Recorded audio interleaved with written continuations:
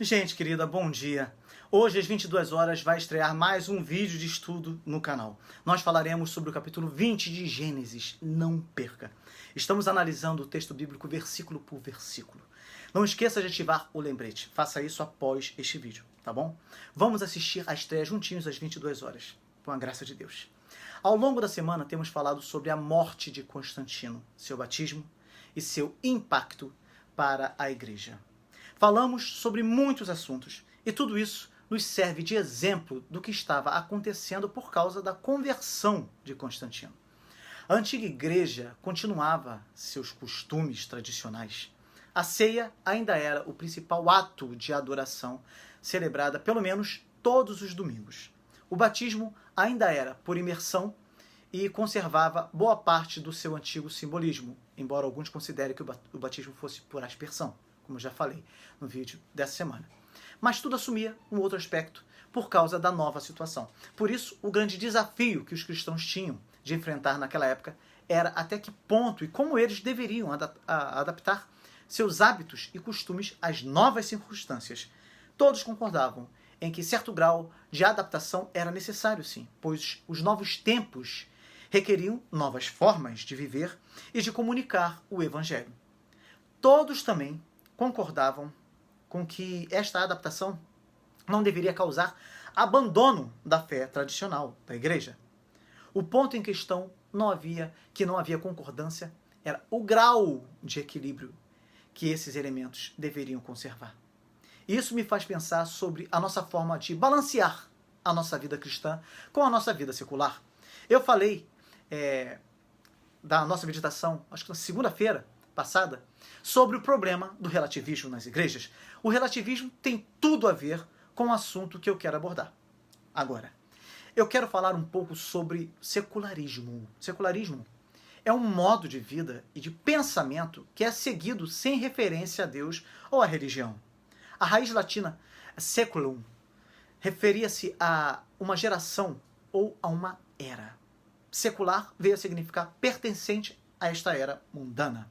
Em termos gerais, o secularismo envolve uma afirmação das realidades imanentes desse mundo, lado a lado, com uma negação ou exclusão das realidades transcendentes do outro mundo. É uma cosmovisão e um estilo de vida que se inclina para o profano mais do que para o sagrado. O natural mais para o que sobrenatural. Então, o secularismo é uma abordagem não religiosa da vida individual e social. Essa inclinação para o profano, em vez do sagrado, tem contaminado a igreja de um modo cada vez mais abrangente, enfraquecendo aquela que deve transmitir a mensagem da verdade. A própria verdade, de acordo com a cosmovisão secular, é relativa, como já vimos. Para o secularismo, o que importa é o que funciona e, portanto, portanto, por causa disso, né, os fins acabam justificando os meios. Você já deve ter escutado isso, né? Esse conceito tem sido muito usado em diversas igrejas evangélicas, não sei se você sabia.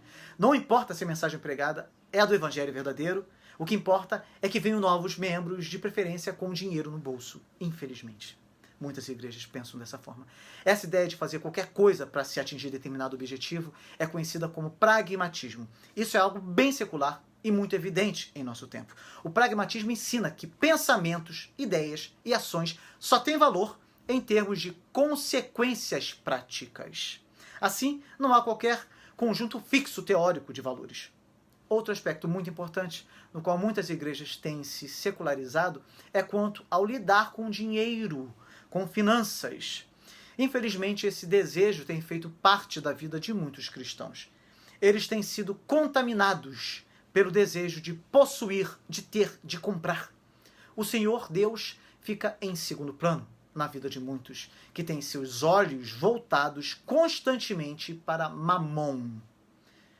Jesus fez uma severa advertência quanto a isso. Ninguém pode servir a dois senhores, porque ou há de aborrecer-se de um e amar ao outro, ou se devotará a um e desprezará ao outro.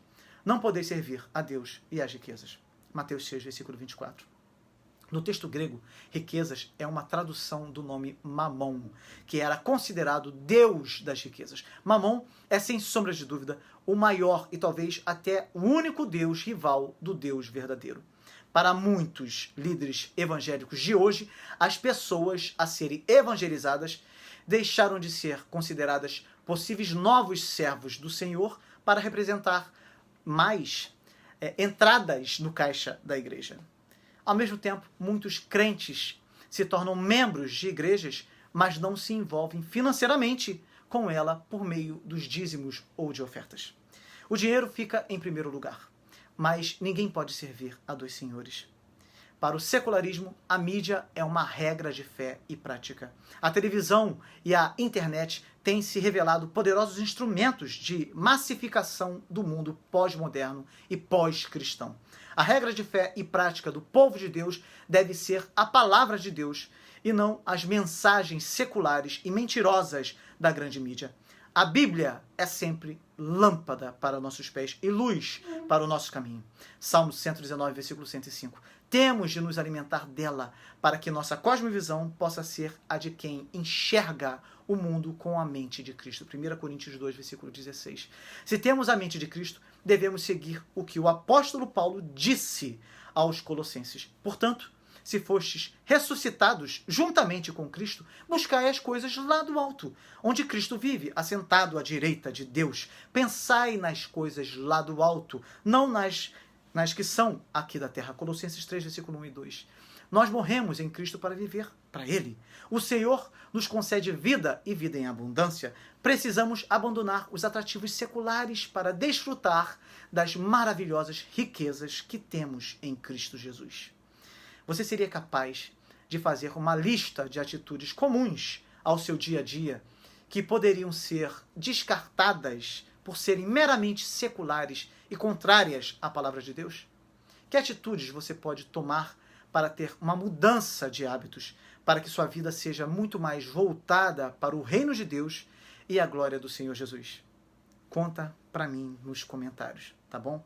Esse é um exercício excelente que vai te ajudar muito a identificar as coisas desnecessárias que estão ocupando o lugar daquilo que é essencial em sua vida. Compartilhe esta mensagem e dê o seu like. Até hoje à noite, às 22 horas. Não se esqueça. Amém?